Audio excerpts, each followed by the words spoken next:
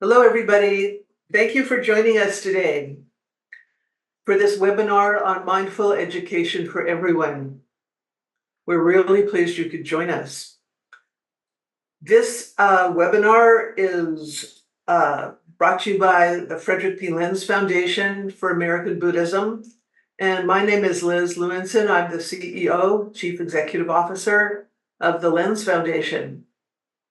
We have been operating since 2002, and we give grants to nonprofit organizations all across the United States.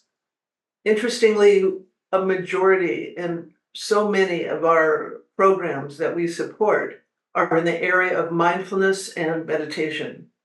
And mindfulness and meditation has been taught now in schools, in prisons, in temples, in corporations, in forests. It's been taught in so many settings.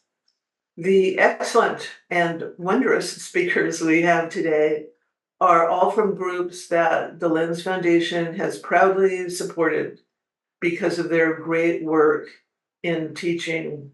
Primarily, these three speakers are teaching in the New York area. It's a challenging and complex place to teach. So we thought, what better place or what better group to teach their mindfulness wisdom to all of you. It's a support for all of you in these complex times. Understatement, complex times. So today we're going to have Chia-Ti Chiu from the Lineage Project. And as you've seen on the prior slide, she's also affiliated with other outstanding groups. Then we will hear from Yael Shy, who's with Mindfulness Consulting and NYU Mindfulness, that stands for New York University. Then we will hear from Carin Winter of Mission BE. And I will tell you from my interactions with them that they are lovely examples of heart and mind, wisdom and compassion. So they're each going to speak. We'll take up about the first 45 minutes, and then we will have a question and answer. We will take questions from all of you using the Q&A icon at the bottom of your screen. Just click on the icon, enter your question, and it will go in the queue and we will answer it. At the end, we will have information for how to contact the speakers and other book recommendations and other good things. So with that said, I would like to just hand off this webinar to Chia-Ti Chiu to continue and to teach. Thank you. Thank you so much, Liz. And thank you everyone for being here. My name is Chia-Ti. I live in Brooklyn, New York. I'm going to take a moment just to honor the native lands that I'm on. This is the unceded land of the Lenape and Canarsie people. So wherever you're tuning in from, welcome. And we'll take a moment and settle into a practice before I kind of talk a little bit more about mindfulness. So just as you are in your body shape, unless you like to change it in whatever way, just take a moment to notice how your body's arriving in our virtual space. You might have had a lot of time to get ready for the webinar. You might have rushed and looked for the link frantically through your emails. And all of that has impact on our nervous system. So for us to fully arrive with our bodies, with our minds, with our hearts, and our attention, just take a moment to pause. Notice. How's your body feeling? Noticing the energy level of the body. Notice if instinctively the body wants to do something to come to more ease. Maybe that's a sigh or a settling through the shoulders or the hips.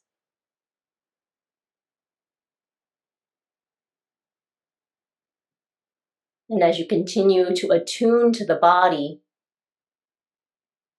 notice what part of your body is touching a surface. So we're coming into a grounding practice where we feel perhaps the feet on the floor or the seat in the chair, if you're sitting on a chair. Notice if your back is touching something. Just to remind you that you are indeed connected to the earth. In our busy days and schedules, we could very much be like that saying, like a chicken with its head cut off. But our heads are attached to our bodies, attached to the earth. So you can feel that connection, feet, seat, back.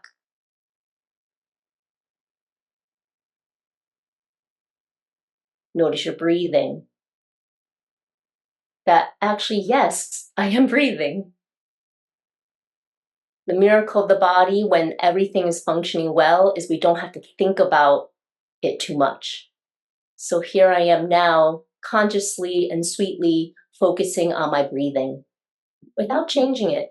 Just notice. Here's this body breathing. And then notice how it feels to be aware of your breathing. Sometimes it's scary. It brings up anxiety. Sometimes it might feel calming. Maybe the mind is just really attached to something else right now and it can't really focus. Just be with wherever you are without trying to change anything. Just trying to bring this awareness to the body, to the breath.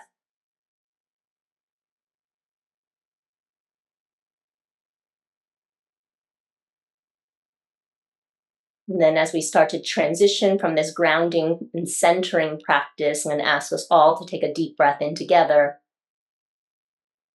and exhale.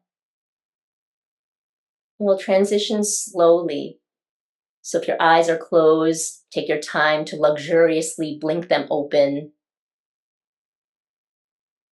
Let the body move a little bit, maybe look around your space, let your eyes look at a color or an object that looks pleasant. So once again, observing how the body's feeling. And then when you're ready, attuning yourself back to our virtual space together.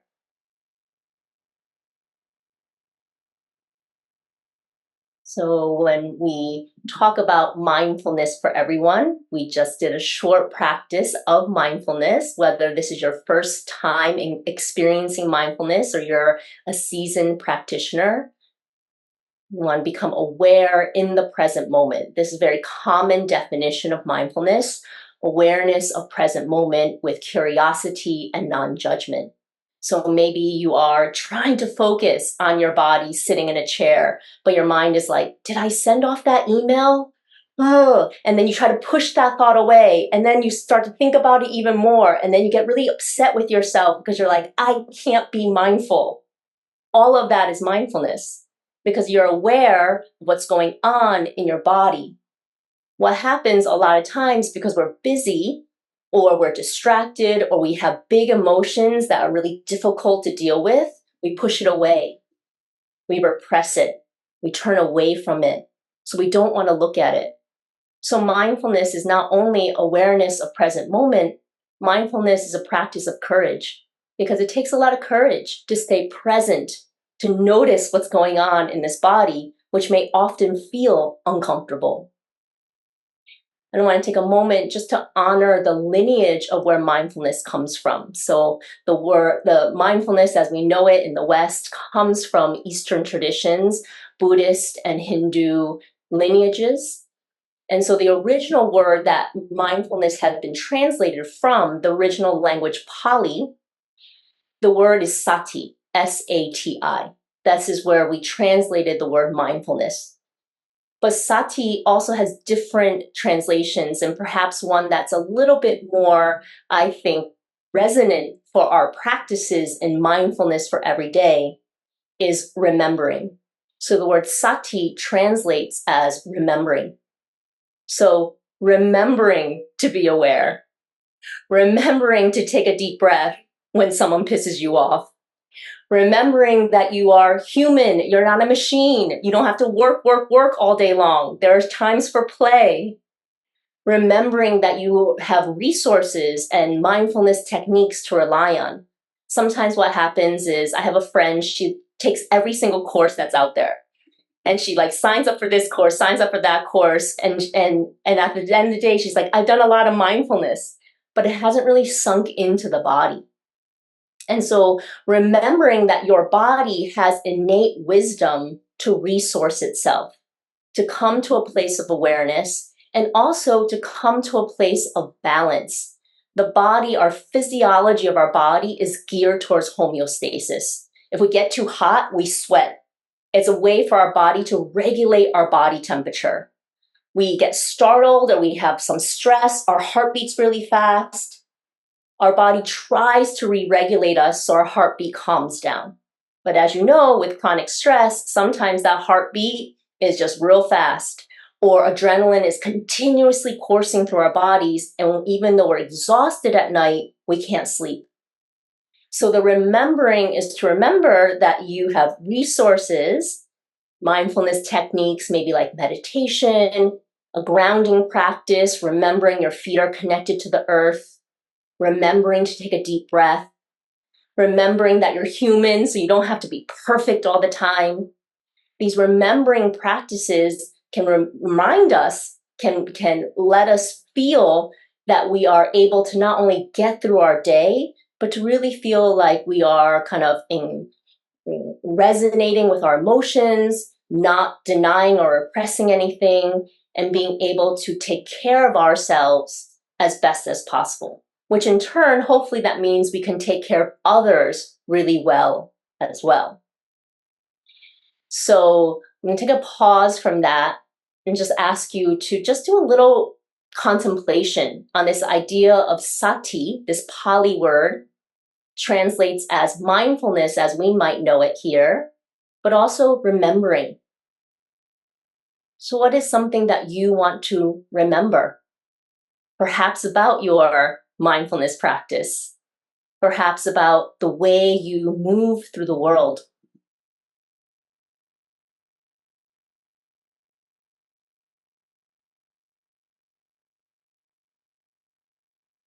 Notice what kind of gift that is to really think of that. I'm going to share a little story about kind of thinking about mindfulness as remembering, because often when we think about mindfulness as a practice, like, oh, I try to meditate, we sometimes feel a little overwhelmed, or we feel like we don't have the time for it. Or a lot of times people say to me, I'm not good at it. Like, I'm not good at yoga. I can't touch my toes. I'm not good at meditating because my mind goes here and there. So I teach young people through the Lineage Project, and we go in weekly to teach young people mindfulness. We do mindful movement and meditation.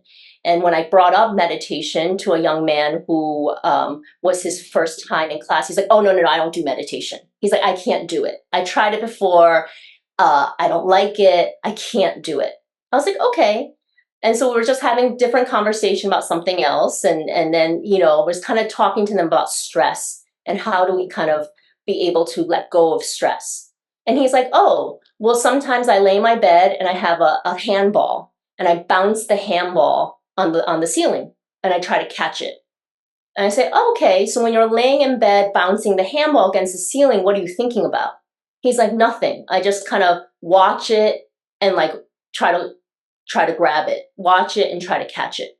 And I was like, do you know that you're meditating? And he was like, what? I was like, you are already a master meditator, because what you're doing is being aware of present moment, the sound of the ball against the ceiling, the feeling as you catch it, being really attuned to it. And then also he doesn't get upset with himself when he misses the ball, has to get up from his bed and retrieve the ball. And so really thinking about how in everyday life, remembering that the things we do on the daily, like brushing our teeth or catching and releasing a handball, can be a type of mindfulness practice, can be our everyday meditation. And when we do that, then we set ourselves up for success. They're always great at mindfulness because I'm trying to move through the world in my own life in that way. So I'm going to ask us to take a pause, notice back into your body, and then notice what is maybe a practice you already do that maybe you didn't really think about was mindfulness, but you're like, oh, wow, that is mindfulness. And yes, there is such a thing as mindful binge watching reality TV shows. Don't get it twisted. Sometimes we kind of need to like check out, but if we check out mindfully, that is a mindfulness practice that helps us to be able to feel like we can face the world again. So in this last part of my time with you all, I'm going to invite us to come back into awareness of the body. I'm going to just take a couple moments to move the body in a way that feels good. Sometimes when we sit and listen, we sometimes get into our head about it. I asked you to kind of contemplate things. We can contemplate in the head, but drop that contemplation and drop that feeling into the body. So notice what the body wants to do. Remembering your body has wisdom. Maybe move your neck, shift your shoulders, drink a little bit of water, take this time to go use the bathroom. That's mindful movement. I'm mindfully walking to the bathroom to go use it so I don't feel discomfort for the rest of the hour. And then after you moved your body a little bit, let's take another pause and check back in. How's the mind? How's the body? How's the breath? How's the heart?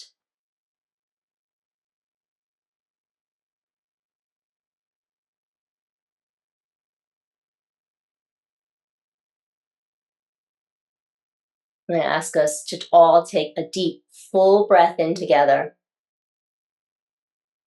and exhale. And thank you so much for allowing me to share space with you. And it's my pleasure to turn it over to Yael. Thank you so much. Thank you so much, Chia-Ti. That was so beautiful. So I'm going to actually pick up kind of exactly where Chia-Ti left off, which is about this idea of what happens when we remember ourselves or remember the body. And I love that terminology, that definition for sati, because, you know, the actual English word remember is actually about coming body parts. Kind of remembering the body is about like adding in awareness to the body parts. And it's so kind of graphic and delightful. So I'm going to take us from this initial exploration of mindfulness as remembering and really hone in on the question of joy. Joy as a mindfulness practice. So in the Buddhist tradition and lineage, there are lots of different words for joy. The ones that I want to kind of explore together right now are two. That one, the Pali word is sukha, and sukha, actually, the literal definition of it is referring to when a wagon wheel is in the spoke of the wagon wheel, and the whole wagon wheel is moving smoothly. So those of us in the Buddhist world are probably way more familiar with the word dukkha. And dukkha's literal translation is when the wagon wheel is off its axle. And so when it turns around, it's going like ka-lunk, ka-chunk, ka-chunk. It's that deep, deep inner sense of unsatisfactoriness, sometimes translated as suffering. But it's just that sense that things are always deeply unsatisfactory. That's dukkha. So sukha is a very different idea. It's a kind of vast contentment, a deep, deep level of joy or ease that lives in the body, kind of as a container for all the fleeting ups and downs that we have on any given day. So in Pali, the word for those like fleeting pleasures, the like, ooh, this tastes good, that feels good, like, and then it goes away and then it passes. That word is called Freya. And I just want to kind of be aware that those are beautiful, the little Freya moments of like, yay, happy, that's good news. It's great. And we should like really be aware of it and enjoy them, but they will always pass and will always have the more difficult moment or the harder sensation or a painful feeling. And so when we try and practice a mindfulness of joy, what we're kind of inclining ourselves towards, what we're tapping into is that sukha, that wide, vast, deep, equanimous, a hard time with that word, feeling of being able to hold all of it in the kind of easeful, deep, contented way. And that to me feels a lot like joy as love, joy as a container for everything. When I first started practicing when I was young, and many of the young people I work with have said similar things to me, I went to my teacher at the time, whose name was Norman Fisher, and I said, I feel like I don't feel loved. I try, and I know I am, like on some intellectual level, but deep down, I don't feel like I'm filled with love. I don't feel like I am loved, and I don't feel like I'm lovable. And it was a very like painful thing to admit, but it was especially just painful to feel. And he said back to me, well, what love is in the Buddhist world, it's kind of like the sun that's shining through the window. And our practice together is about kind of opening up the blinds because the love is always there. It's there whether we're aware of it or not, whether we can access it or not. And that love is similar to, in my mind, it's similar to joy. Joy is the substrate. It's our birthright. It's like the sun. It's always there. And it's just a matter of kind of very gently being brave enough to examine the content of the blinds that's keeping us away from the joy. We don't have to rip down the blinds. That we can't. And it's also not a good idea. But we can just kind of really acknowledge them so that they can just move away on their own, so that we can really access that sunlight of joy and of love. Okay, so you might be saying, how do I do that? How do I open up those blinds? When it comes to joy, I think there are two ways that we practice with it. And we're going to jump into this practice in just a minute. One of them is to try and not add to any pain that we're feeling. So at any given moment, we're probably aware that there is some pain, some difficulty that the world just throws at us just because we're alive. It's not our fault. And it's there's nothing we could do to avoid it, but maybe we have a pain physically in our bodies. Maybe we're carrying an emotional pain. Maybe the events of the world are weighing on us. at any given point, this probably is true for you. And so, this one side of accessing joy is to just try not to resist the pain, to add more, to fight with the pain, to ask, like, oh, who can I blame for this pain? Or, this shouldn't be happening. This shouldn't be like this. Probably it shouldn't be like this, but guess what? It is like this. And with the more that you fight it without fully just acknowledging it, the more we add extra suffering to the pain. And so the step one is to notice if there is pain or difficulty, unease in the body.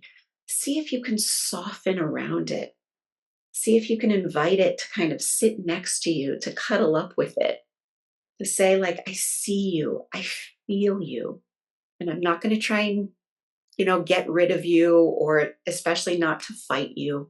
I'm just going to bring some kindness and softness to whatever it is that you're feeling. The flip side of joy practice is to really work the muscle of noticing the pleasure. Many of us have an uncomfortable time noticing the pleasure. So, can we bring more awareness to the things in this moment in your body that actually feel nice? Maybe it's the feeling of the clothing against your skin or the seat underneath you. Maybe it's a smell in your house, or even just the feeling of your lips touching each other. As you bring awareness to these pieces that feel pleasant, that feel nice, we kind of just build up that muscle of joy. Now, it doesn't mean it's always going to be there, but there usually always is something, some place of pleasure, of pleasantness, of love that you can access once we keep working that muscle and keep building up that practice. So we're not getting rid of anything unpleasant. We're just softening around it, and we're attuning to the beauty, the pleasure, the pleasantness that is in our field at any given moment. So let's try and practice it together. I want to invite you to find a comfortable position for your body, wherever you are. And taking a few deep breaths, just notice if there's any place in your body in this moment that is feeling unpleasant, tight, tense, painful.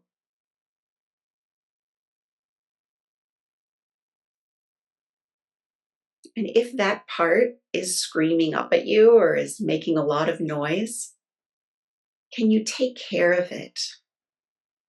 Maybe put a hand on your heart or a hand on your belly or a hand on a place. If it's a physical pain, you could put a hand on that area. And just breathe into it.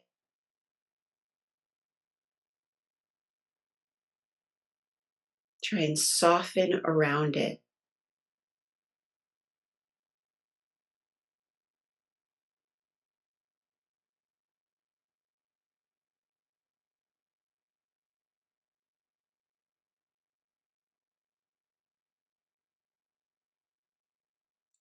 Imagine your breath like it's washing over that place of difficulty or pain with love and with care.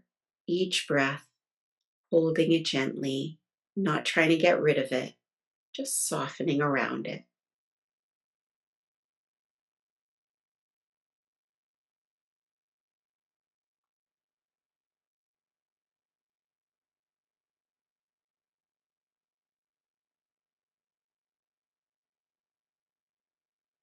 And then I want you to shift over to to actually feel where in your body right now do you not feel pain? Do you feel pleasantness?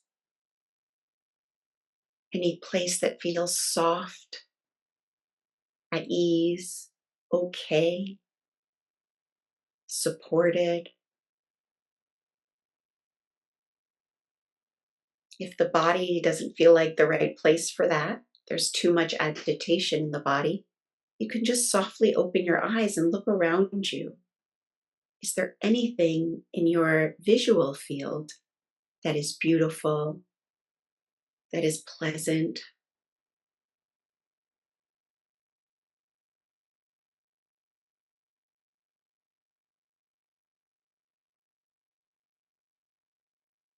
If you have some food or drink, do you want to take a sip or a snack and taste your food and taste its goodness?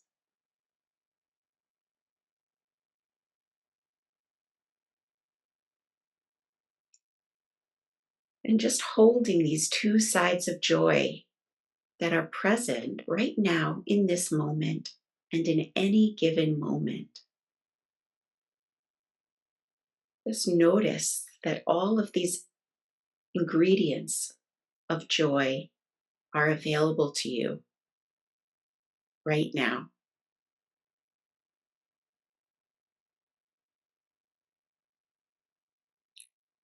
When you're ready at your own pace, you can open your eyes. If they're closed, you can bring your attention back. I want to thank you, and I'm excited now to hand us over to Carin.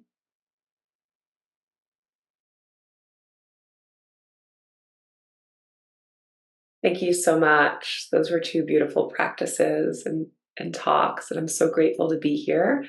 Hello, everyone. My name is Carin Winter, and I'm the CEO and founder of Mission Be, a nonprofit that brings mindfulness into schools and hospitals and detention centers.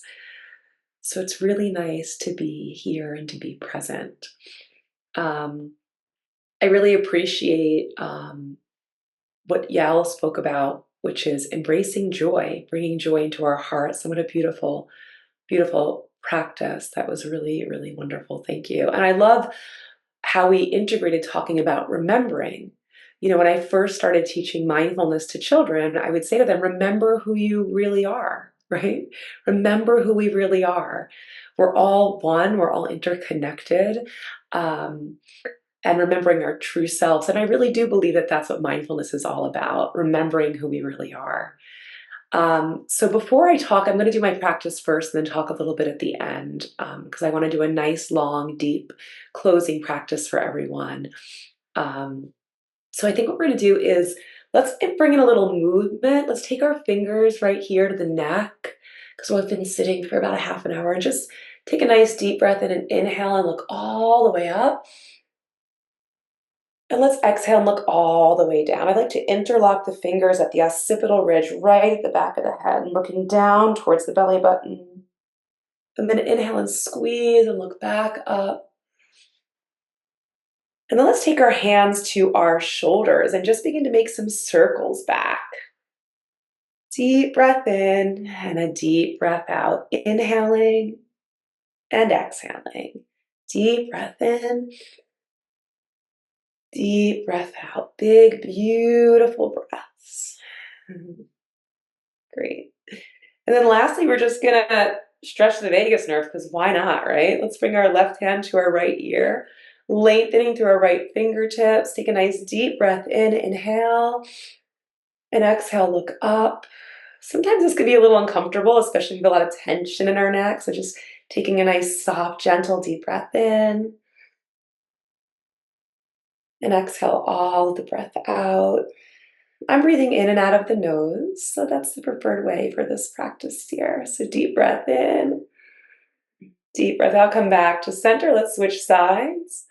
Bringing your right hand to your left ear, extending through your left fingertips. Inhale, lengthening. Exhale, deepening. Eyes are looking up. We're reaching through our left fingers. Just feeling that nice, deep stretch. Deep breath in, deep breath out, and then come back to center, and then squeeze the neck again. Inhale, look up, and exhale, roll those shoulders back and down. So what I'm going to do is I'm going to walk us through a little bit of a body scan from head to toe, integrating the ocean breath, and I'm going to talk about how mindfulness can be integrated into our everyday lives.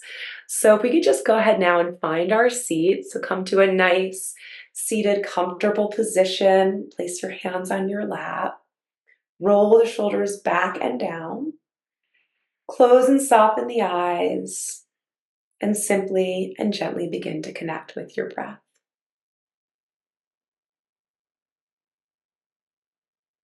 And begin to notice where you feel the breath in your body. Do you feel it in your belly, or your lungs, or your chest? Simply inviting your breath to deepen.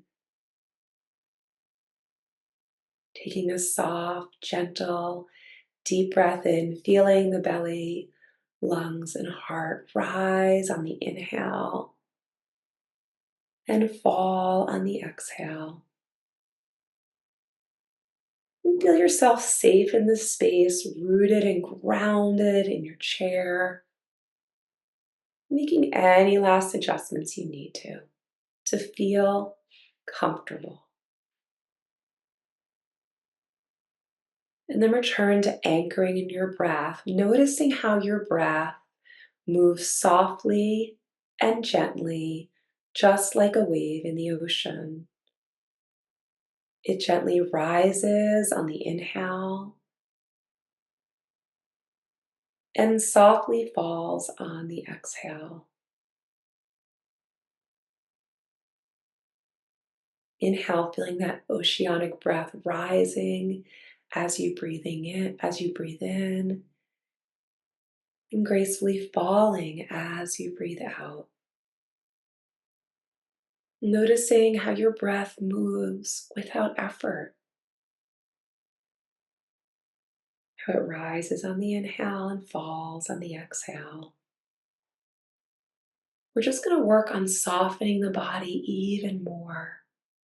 So allowing the muscles in the face to relax. Softening the space between your eyes. Relaxing the muscles around the jaw.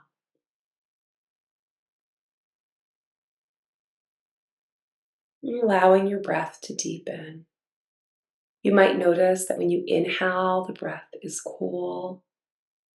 And as you exhale, the breath is warm. So inhaling cool air and exhaling warm air.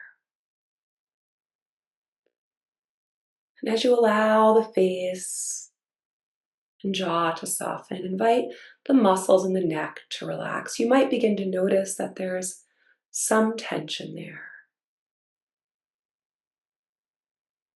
So simply noticing and softening. And breathing back into your belly, feeling that expansiveness move through the front of the body. And as you exhale, feel that soft, gentle wave of relaxation begin to wash over the shoulders. Feeling the shoulders soften. And then feeling that expansiveness move back into the front of the body. Feeling the heart and belly expand. And then with that wave of relaxation, invite the wave to wash down the arms back through the palms and fingertips. Feeling the weight of your hands, your wrists. Feeling that expansive breath move through the front of the body. And then on the next exhale, feel that wave of relaxation cascading down the spine, softening, inviting the lower back to release. Being present and releasing our resistance to pain or tightness, and just letting it be whatever it is. Taking another deep breath into the lower belly, feeling the lower body expand. And then inviting that wave of relaxation to wash down again through the lower back. And breathing deeply into the lower body, feel the pelvis expand, the hips expand. And then inviting that wave of relaxation to wash down through the back of the legs, through the thighs, calves. Feeling the feet grounded to the earth and just inviting even the toes to soften and relax. Now allowing your breath to move through you softly and gently, like an ocean wave, soothing any noise or discomfort. And breathing in the present moment. We're going to move into silence for 5 breaths. So I'll count for us. So just anchoring in your breath in silence now together.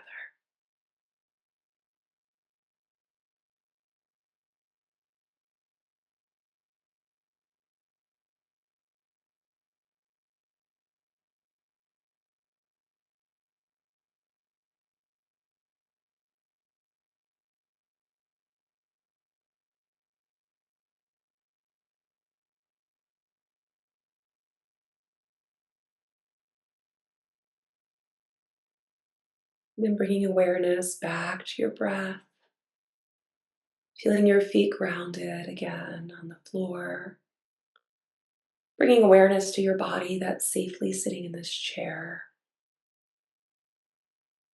Bring awareness to your fingers. Begin bringing movement back into the body in your hands and wrists.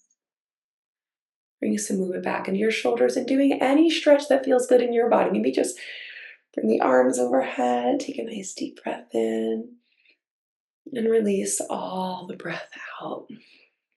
Good. So to summarize, what our speakers were talking about earlier is really about remembering who we are in the midst of chaos, in the midst of hardship and difficulty and challenges. Life is difficult, and once we accept life is difficult, things begin to get easier because we have this expectation, oh, today could have some challenges, right? So, how do we integrate mindfulness into our everyday life while we're sitting in traffic? I live in a very busy area of Long Island, so there's a lot of tailgaters, right? So how do I anchor my breath while I'm being tailgated? Maybe hit the gas a little and breathe. And in that practice, cultivate compassion for myself to be safe and protected, and also cultivate compassion for the person that's driving up my butt in that car behind me, right? How do we integrate mindfulness into the world? Because a lot of times, like most of us are on this seminar today, have a personal practice. I do like 22 minutes in the morning, 20 minutes in the evening, and most of us have a practice, a seated practice, right? But I noticed when living at an ashram for many, many years, that many folks practice in the morning, they practice in the evening, but what happened during the day, right? What's happening when we're having when we get an email from someone that's triggering to us, right? Like Chia-Ti spoke about, or when our partner asks us why we didn't do our chore, right? How do we integrate mindfulness in a way that we remember through our breath in that moment of challenge and difficulty to reground, to reroot ourselves in our practice and make our practice integrative so that we are self-regulated, so that we can embrace and welcome joy into our hearts, like Yael talked about. If we are continuing to tap into remembering and tap into that place, that center of peace, we are awash in a sea of miracles that are happening all around us all of the time. And we can put on a different lens of, seeing the world through our trauma, our challenges, and our difficulties, or being with those difficulties, holding space for them, because our container is so big and so vast, because our practice is so strong and we're grounded and rooted in that practice. And so integrative mindfulness is what I've been focusing on a lot this year in our teachings with the children. This week I was at a detention center, and we spoke a lot about how do we react, not respond to someone who's triggering us. And there's a lot of triggers in that space, right? How do we stop, pause, and breathe and anchor in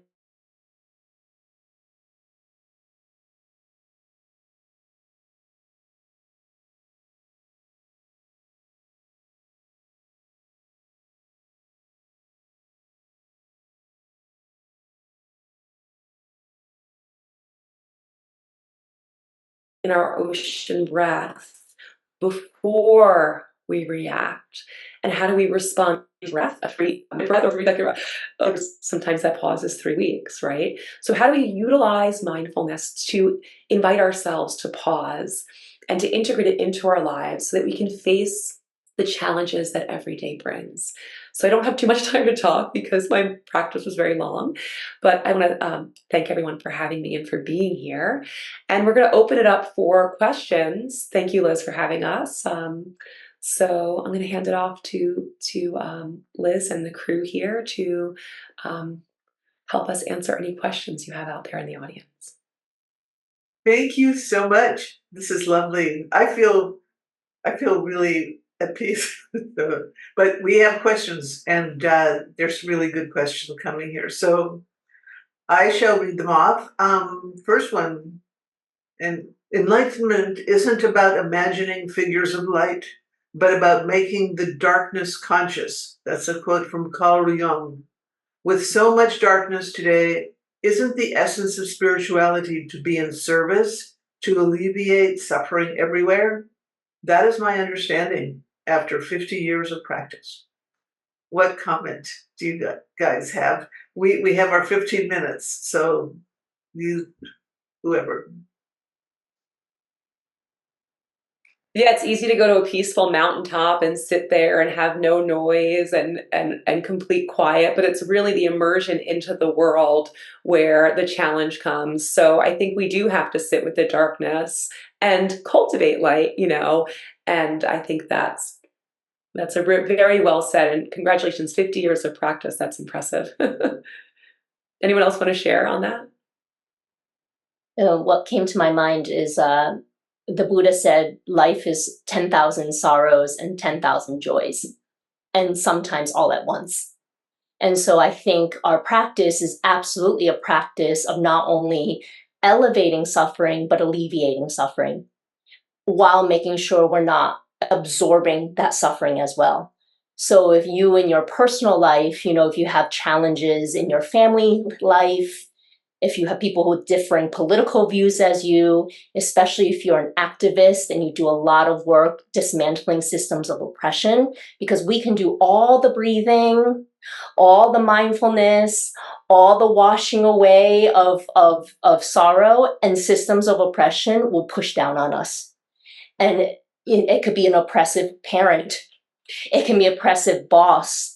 It could be racism, homophobia, all these things that push down on us. So then how do we remember joy, especially because of suffering? I used to feel kind of guilty when I would be happy because there was a lot of horrible stuff going on in the world. And my guilt didn't help anyone, especially myself. And so how can we hold both? Not as polarized things, but joy and suffering all together. And that is absolutely a mindfulness practice. Thank you. Okay, Yael. I really love that answer. And I just want to add one more piece, which is there's a Zen proverb that says, in Zen, there are two things. There's sitting and there's sweeping the garden. It doesn't matter how big the garden is. And that really helps me in times when the needs of the world feel overwhelming. I'm just like, okay, we got to sit for our own stability and sustainability, and we got to sweep the garden. And I'm just over here sweeping my side, and those things have to be part of it. So just wanted to offer that. Here's another question. My mind constantly thinks. What's your advice for distinguishing being carried away by thoughts from remembering while I'm thinking?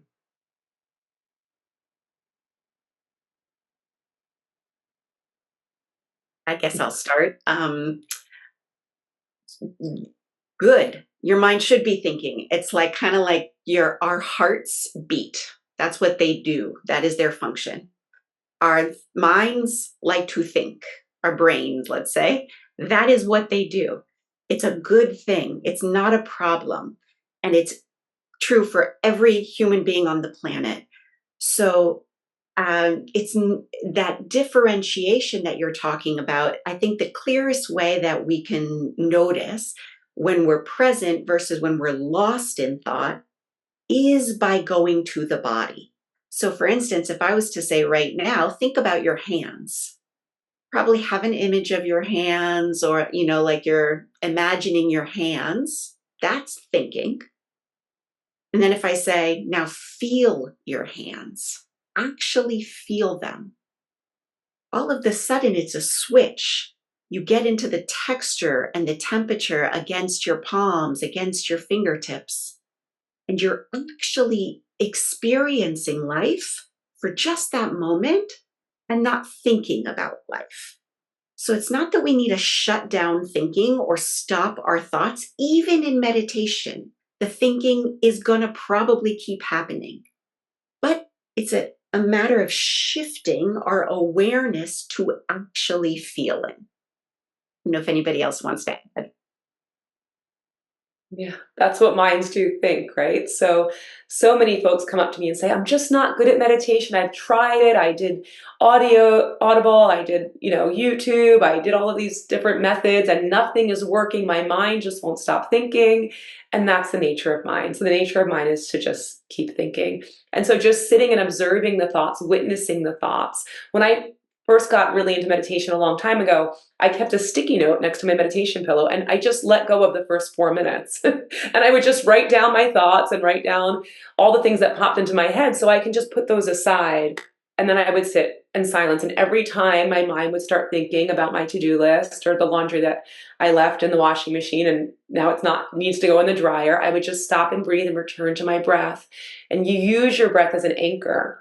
So your mind drifts off, it thinks a thought, and then you use your breath as an anchor to come back to the present moment. And then it drifts off again, and then you use your breath to come back to the present moment. And it happens all day long, but it also happens throughout your practice. And there's some days, for whatever reason, that our mindful practice is epic. We're in a state of inspiration, we feel one with the universe, everything is great. And then there's other days where we sit and our practice is pretty terrible. There might be something going on in our life, something stressful or tragic, and our mind can't stop thinking, and that's okay too. At least we made it to the mat and sat, right? So if we went to our mat and we sat, then it's not a failure. So I just want to add on something to what Yael was saying in terms of kind of like our minds are not disconnected from our bodies. And so thinking about what is the quality of the thinking. Because we can think and it's beautiful. I love to plan for the future. Like if I'm taking a vacation, loving the planning, but my mind is also capable of ruminating, obsessing, churning, and then that churning can turn to anger. So I was like slightly irritated by something someone said to me. And then all of a sudden, because I thought about it, it's becoming bigger. And so when we drop into the body, we can notice the effect it has on our body. So thinking about the relationship of your thoughts in your mind to how it is in your body. And is it making your body feel spacious? Is it making your body feel constricted? Is it sort of neutral? Is your body completely numbed out? And when our body is numbed, when we are disassociated from our bodies through a nervous system perspective, often it's because we have such high levels of stress that is the way our body is coping. So I think it's such a beautiful inquiry of like, my mind is thinking a lot. What's the difference between obsession and rumination and remembering like, oh, I'm thinking a lot. And so I would offer it to like notice the quality within your body, constriction, expansion, neutrality. And that's how we take our mindfulness practice into more of an embodied practice. Thank you. Let me ask one other question here, there's two related questions, and that is about how do I introduce mindfulness practices beyond just myself, for example, my family, friends, or workplace. And somebody else also asked about how can she teach, I shouldn't say she, I'm so sorry. How can this person teach mindfulness to a family member, particularly a child? So it's sort of related, how to teach mindfulness to others. I could speak about the child. So when we teach mindfulness to children, we don't make it identical to how we would teach it to adults necessarily at Mission B. So it depends on the age of the child. You know, if any child can do the ocean breath, like what we just learned, you know, you could do a body scan with them before bed. One thing we often tell parents is the best way to really teach mindfulness to others is just to begin to embody it yourself. You know, so really focus on your own practice, integrating your own practice, and like everyone was saying, just feeling embodied in your own practice is really going to be, because children have mirroring neurons, right? So they see you relaxed, then they feel relaxed. So focusing mostly on your own practice, and then your child might become curious, like, wow, mom or dad is so much more relaxed and so much more, what's going on? I want to learn this. You know, a lot of times parents try to teach this to their adolescents, and that can be a little challenging because adolescents by nature aren't super open to too many instructions from their parents. But you know, if you can show them a breath like the ocean breath, and when we go into classes and teach it with children, we do a lot of movement, we play games with them, we make it more fun and exciting. So like the rain breath for high schoolers is just sitting and breathing, but for little kindergartners, it's we inhale and we exhale like rain. So we integrate movement and stuff. But if you want to learn more, all three of us work with children. So just reach out and we can provide you. I'm sure the other ladies can also provide you with some content as well. Who else wants to share? I have, there's another question here. I think this relates to the idea of joy, and that is, can you talk a little bit about feeling too guilty to feel joy? Sometimes I feel guilty when there's pain going on in the world around me. Is it fair to feel or practice joy?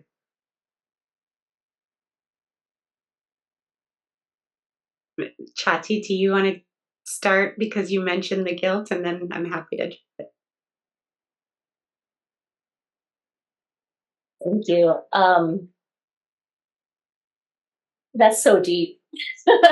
I think that's such a deep practice, you know, and I think the inquiry is like, why do I feel this guilt?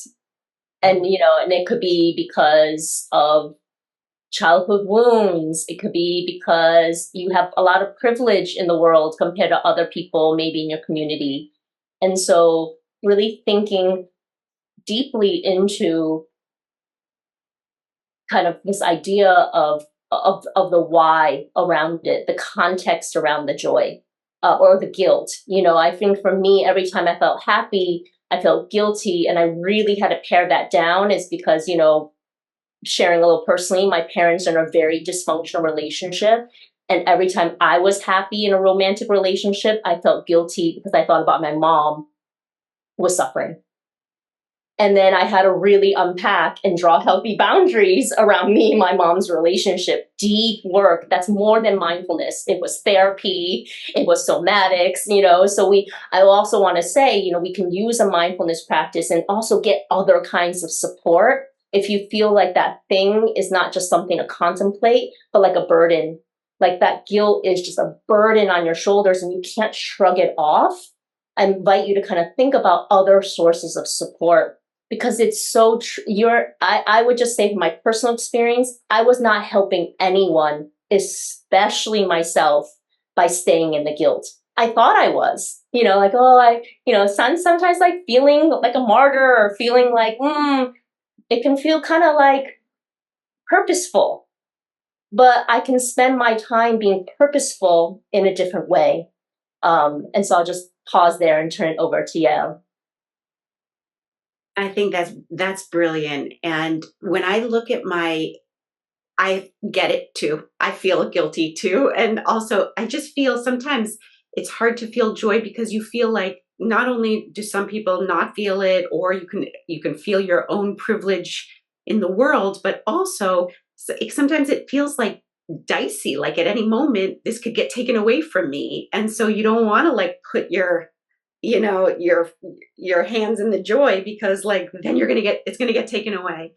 And so these are definitely like old stories and old ways that we got configured very young. And I want to invite everybody to ask yourself, when have you felt the most helpful in the world? When have you felt like the most like, wow, I'm doing really good work? And when I ask myself that question, it's often when I am resourced, when I have been fed by joy and love and connection, so that I'm like, wow, okay, my capacity just grew to do the work in the world that desperately needs to get done. And the times when I've tried to make change of any kind, be helpful in any way, from a place of guilt or fear, or, you know, that constriction in the body that Chia-Ti was talking about, then your capacity is just so limited. At worst, you end up like recreating systems of oppression that you were trying to fight in the first place. And at best, you just kind of burn out, like there isn't a lot of capacity. And so it takes a lot of kind of rethinking, like, who is this joy for? It's not selfish, it's for everyone. Mm-hmm. Yeah, we were talking about guilt this morning. Thank you both for sharing. My husband and I were talking about feeling guilty that we couldn't change and fix a relative. And I was like, we're powerless, right? Like there's only so much. And we all know, as female leaders in the field of mindfulness, like we are here to serve, to be of service, to be altruistic, to care for others. And so we are, and I did a lot of mindfulness in the addiction field and teaching people that we're really not just powerless over drugs and alcohol, but we're powerless over other people. We can work to change systems of oppression, but there's only so much that we can do as an individual light being on this planet, right? And so recognizing, in a sense, our powerlessness, and that will help free us from guilt. I remember I lost a relative tragically, and I felt guilt that I didn't save them, you know, and it's like my therapist said to me, do you really think that you're that powerful that you can just go around saving everyone, Carin? And I was like, oh, right. I can't. I can't. So I think just adding to recognize our powerlessness over other people and other circumstances. We are all doing the best we can. Yeah. Thank you, guys. Well, I think that's such a beautiful way for us to sign off on this webinar, because it's now 1 hour in. We're at 11 a.m. Western time. And so what we're going to do, this webinar has been recorded, and we're going to send everybody who's attending today, in fact, everyone who registered, will get a recording of the webinar in the next day or so. And we also have a slide that we're going to show you, perhaps, we'll see, that has contact information for Chia-Ti and Carin and for Yael and for the Lenz Foundation. And what will happen is you'll also get that. You're going to get a book list. Here we go. And that means, because we didn't get to every question, but all of the speakers have agreed that if you have questions, please feel free to contact them. And you don't have to write this all down right now, because we're going to send this to you along with the recording. So I think we covered wonderful ground. I'm so pleased. I have to thank you so much, Chia-Ti and Carin and Yael. Just beautiful. I feel like these are all practices, it's things we all need to do. And just as we came to at the very end here, there are things that we can do for ourselves to help others in our immediate world, and I believe there's an energy to it that can help the world. So thank you, everybody, for being part of this webinar. We really appreciate it, and we'll reach out to you very soon.